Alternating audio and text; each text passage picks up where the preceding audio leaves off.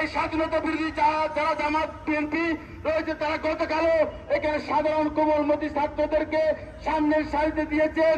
আমরা সাধারণ ছাত্রছাত্রীদের অভিভাবকদের প্রতি উদাত্ত আহ্বান জানাই, আপনার সন্তানরা কোথায় যাচ্ছে, কি করছে, ব্যাগের মধ্যে কি রাখছে সেটা আপনারা চেক করে আপনার সন্তানদেরকে আপনারা স্কুল কলেজে পাঠান। নয়তো আপনার সন্তান আজকে আন্দোলনে যাচ্ছে, আপনি মনে করছেন আপনার সন্তান ভালো কিছু করছে, আসলে আপনার সন্তান ভালো কিছু করছে না।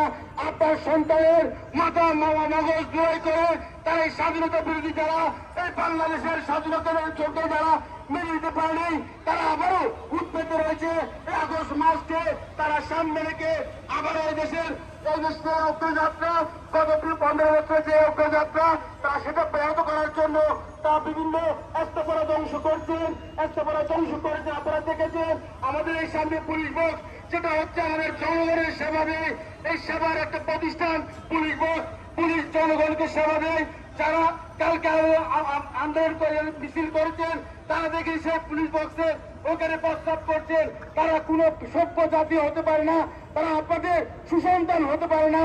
তাই আমরা বলতে চাই, আমরা আমাদের সন্তানদেরকে সুসন্তান হিসেবে সুজাতি হিসেবে আমরা গড়ে তুলতে হলে আমার সন্তান কি করছে, কি বই পড়ছে, ব্যাগে কি পাথর রাখছে, না দা ছুরি রাখছে, না আপনার অস্ত্র রাখছে, সেটা আমাদের দেখা উচিত। তাই আমরা প্রত্যেককে অভিভাবকের প্রতি আহ্বান জানাচ্ছি, আপনারা সেদিকে সজাগ দৃষ্টি রাখবেন এবং আগামী দিনে যে আন্দোলন সংগ্রাম হবে সে আন্দোলন সংগ্রামে আমরা বাংলাদেশ ছাত্রলীগ, যুবলীগ, স্বেচ্ছাসেবক লীগ, আওয়ামী লীগ, আমরা বাংলাদেশ শেখ হাসিনার স্বতন্ত্র প্রহরী হিসেবে এই চট্টগ্রাম শহরে আনাচে আমরা চাপিয়ে পড়বো।